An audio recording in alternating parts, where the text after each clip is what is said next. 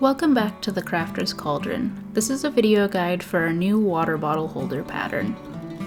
It's not going to be a step-by-step instructional video, just kind of a here's the stitches you're going to see, here's how I transition colors, just something a little helpful if you've bought the pattern and you're wanting to see exactly how this is made.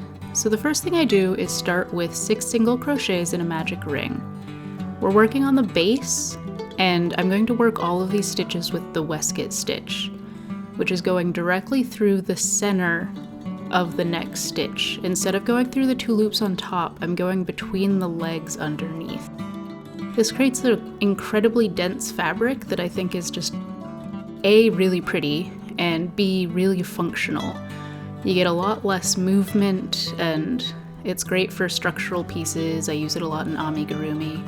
So I'm just increasing in every stitch around, which gets us up to 12. Once I'm done with round 2, I'm going to carry on with the base, increasing 6 times around evenly spaced. So the next round will be increase 1 single crochet, increase 2 single crochet, and on until we've reached 42. Now, in the same waistcoat style where I'm going through the legs, I'm going to do a round of half double crochets.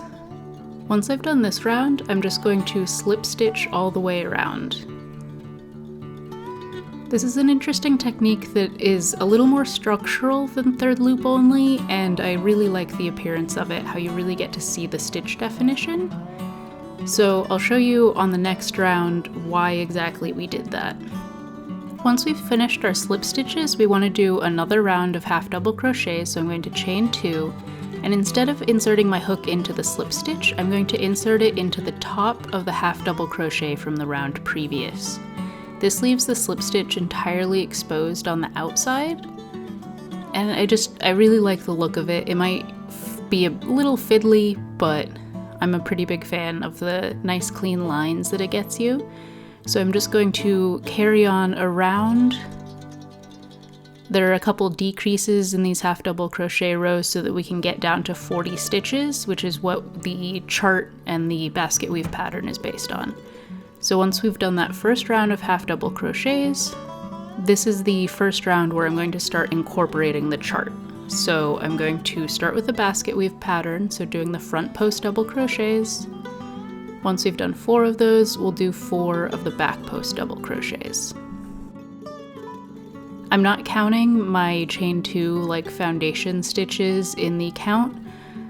Technically, if you wanted the line in the back to be a little more invisible, you could incorporate them, but I didn't find them to be visually bothersome at all, so I just figured to help me make sure that I'm keeping my round straight and keeping everything in good count, I chained 2 and then started the 40 stitches. Now we've reached the point where we're going to start working our chart stitches.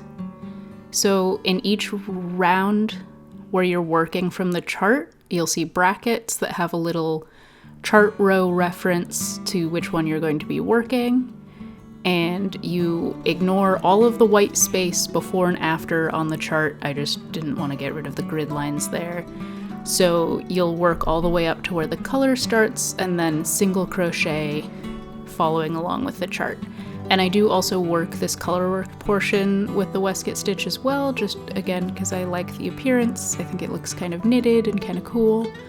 So I'm starting my first few stitches with the nutmeg, and then to finish the last stitch of nutmeg, I'm going to yarn over and pull through my new color. I like to do this changing colors by finishing the stitch previous with the new color. It feels a lot cleaner. It seems like it doesn't have quite as much, I don't know, it's not as visible for some reason. So as you can see, my next stitch is going to be nutmeg, so I finished the linen stitch with nutmeg. And I'm going to carry along the back, the thread along the back, and insert the hook into the stitch and also underneath the threads I'm not currently working. This just helps prevent any floats. On the next round, I'm not going to cut the linen thread at the end. I'm just going to carry it back over to the right with a little bit of slack and work it over. In this case, I ended up with some excess loops, but those were a lot easier to deal with for me than weaving in a bunch of ends. because they would just never get woven in, I think. So you can see it's a little fiddly to get started when you've got the loose tail and kind of keeping track of the two separate colors and them getting all twisted up, but over the course of it, it should even out and feel a little better, feel a little more functional. So I'm just going to finish up this round, and then we will jump to a further along portion of the color work. Okay, so we've jumped up a fair bit. You can see a lot of the chart coming along here, and I'm just going to go across this next row of the chart, following along, again, kind of carrying things along with me as much as I can remember, and changing colors to finish a stitch before I change to the actual color for the next stitch. You can see it's got a really knit-like appearance, which I really enjoy. I like knitting, but I have a hard time knitting 3D things like this. It's too fiddly with the like DPNs or whatever. So this is an easy way for me to kind of get that look that I'm looking for without having to knit and carry so many things or do a big magic ring. I also really like the density of the fabric that this makes. Sugar Wheel is a really light yarn for me. It's not what I usually would want to work with, but using the Waistcoat Stitch, it creates a really nice dense fabric. I've made a lot of cat toys with this, and they have held up very well because there's no way to really rip it apart. It's just a really nice, sturdy, almost doubled fabric. Once we're done with the colorworked portions and finish off the last couple rounds of basket weave, I'm going to slip stitch all the way around the top, and then I'm going to do another round of slip stitch just to give it a little more of a sturdy rim. It also kind of pulls everything together at the end so that things aren't quite so stretchy and baggy. I feel like it really helps give shape to the bag. Once you've come all the way around to the end of that round, we're going to slip stitch again into the tops of the half double crochets, not into the slip stitches. So we're kind of doing a second row of slip stitches in the same stitches, just right above them. And it kind of gives it a little bit of a more structural edge, a little rolled kind of doubled up edge. It, again, tedious, but I don't know. I really like the look of it and how it gives it that nice thicker top piece. So now I'm going to go ahead and make the strap for this bag, and I'm just going to make a slip stitch and chain 7, and then I'm going to double crochet across. So I'm going to skip the first couple chains and then double crochet 4 times.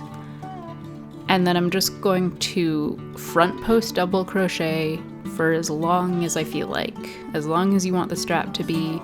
Sometimes do a short strap so you can just kind of hang it on a carabiner or something, or do a long strap so you can wear it around if you're hiking or something.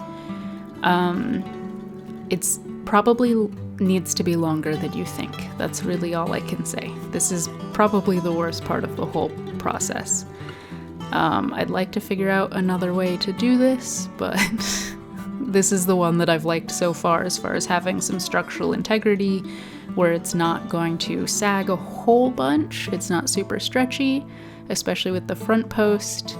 So just going to double crochet 4 and then chain 3, turn, and repeat the process. Always front post, and that way you get an alternating. Every other one has that ridge.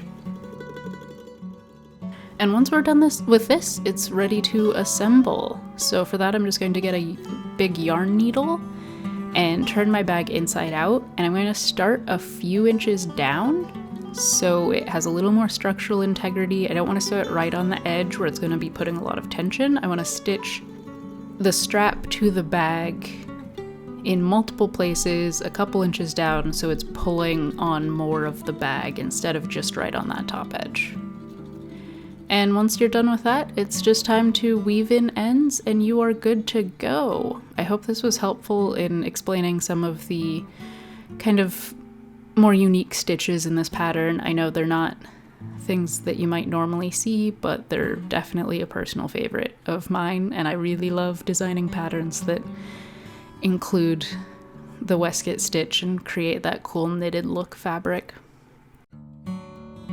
Thanks for watching, and subscribe to see what bubbles out of the cauldron next.